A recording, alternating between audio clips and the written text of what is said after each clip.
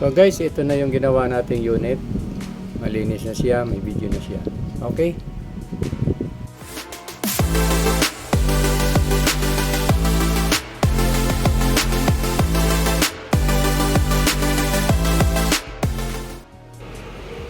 Hello guys, magandang araw sa inyong lahat. So guys, meron akong gagawin ngayon na TV.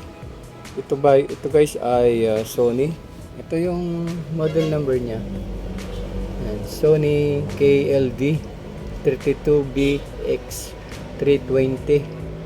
Okay, so ito guys ay LCD TV. So binuksan ko na guys at lininis ko muna at medyo madumi. Ito ay napa-stock daw ng matagal. So ngayon malinis na ito guys. Ito yung loob niya. Ito yung power supply, then motherboard, mainboard. Then ito yung backlight inverter niya. Okay. So ang problema nito guys, nagdo-double image. Tapos meron na rin siyang mga guhit. Okay, so itatry natin para makita natin yung problema nito. Lalagyan ko lang siya ng antena. Okay, so ipa-plug in natin. Yan. Okay, so check natin to. So yan, naka green na siya. Pero pa nga iba dyan pare, nakakulong pero kandidato. So ito na guys yung ano niya. Yan ang problema nito. Marami siyang guhit. Ano kaya ang campaign niya, campaign motto niya? Yan o, marami siyang guhit. Yan. Ayun nyo ako. Tapos nagdo-double image. Okay. So ngayon guys, hahanapin natin ng problema, solusyon ito. Magpo-focus tayo dito sa top board. Tingnan natin dito sa top board kung may problema sa mga clock signal. Okay. So tatanggalin ko muna yung pinaka frame nito para makita natin yung top board. So nasa ilalim siya. Sa ilalim. So tatanggalin muna natin lahat ito. Okay.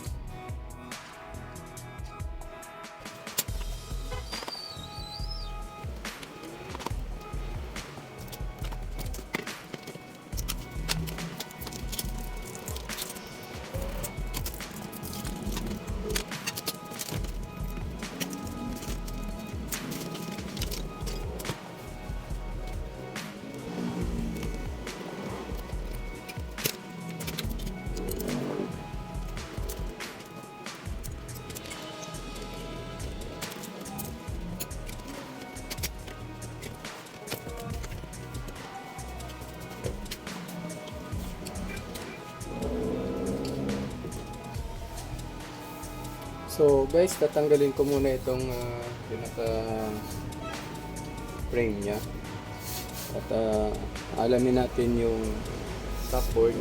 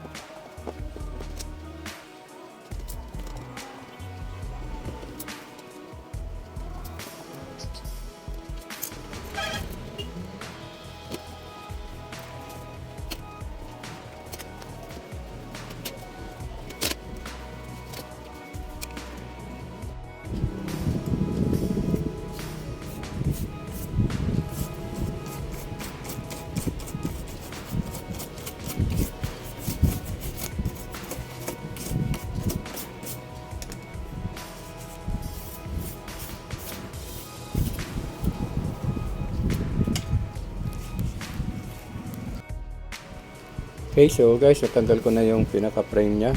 Titingnan natin yung top board. Kung ano yung problema doon. Okay.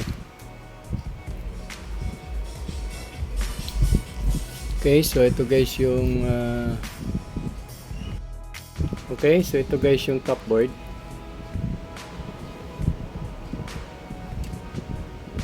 Yan. So check muna natin itong ribbon. Check natin kung madumi.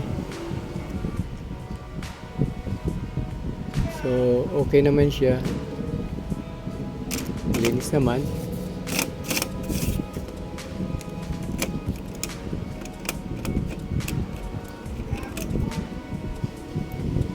Okay, so binalik ko. So ito guys yung clock signal niya. Sa kabila niyan meron siyang clock signal CKB CKB2. Yan, CKB2, Ecom, CK1. Then dito sa kabila wala nakasulat guys. Ayun, nakasulat pala. CKB1. Then CK2. Okay. So bali gagawin natin dito, magka-cutting tayo. Subukan natin mag-cut ng signals. Kasi ang problema niya double image. So maaaring sa clock signal ang problema. Okay, so hanapin ko muna guys yung mga clock signal dito.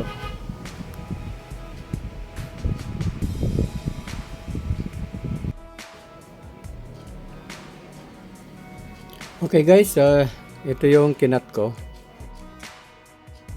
Ito guys yung ito yung clock signal, kinat ko. Bali dito yan sa left side. Yung kabila kasi dito, yung sa right side dito. So, dito tayo nag-cut. Kinat ko yung CK2-2, CK2-1. Yan, CKB1, CKBB1, BSS, then STB. So, ito guys yung mga kinat ko. Dahil nandito yung merong itim sa side ng panel. So, tatry natin kung magno-normal yung display niya. Kasi kanina, ano yan, double image. Okay, so ipa-plug ko guys. Okay.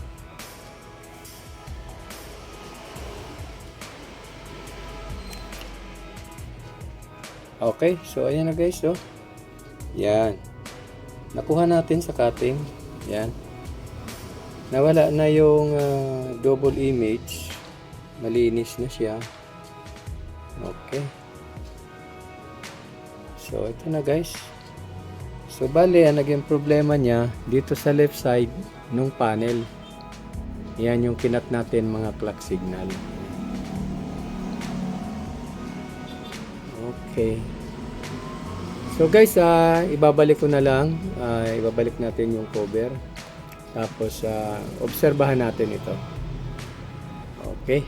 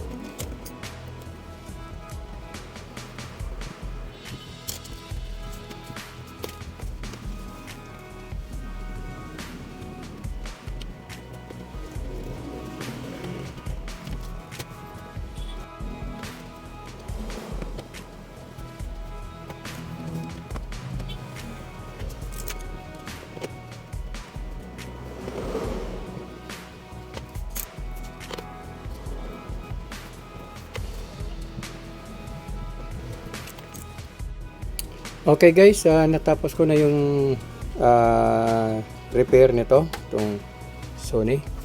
So ngayon guys, ipa-final check na natin. Okay, plug in.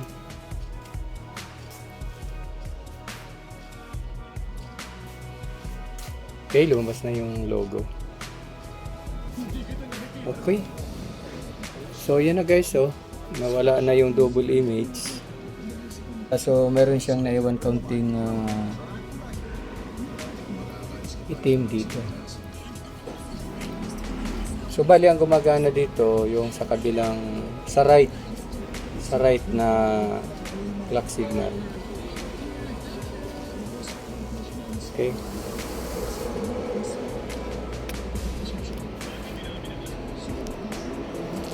So ayan na guys. So guys, kung hindi ka pa nakapag-subscribe sa aking channel, please subscribe and pakihit ng notification bell para ma-update ka sa mga i-upload ko pang video. At paki-share na rin, then like at comment down below. Okay. So guys, maraming salamat hanggang sa susunod na video. So, thank you and God bless. Bye-bye.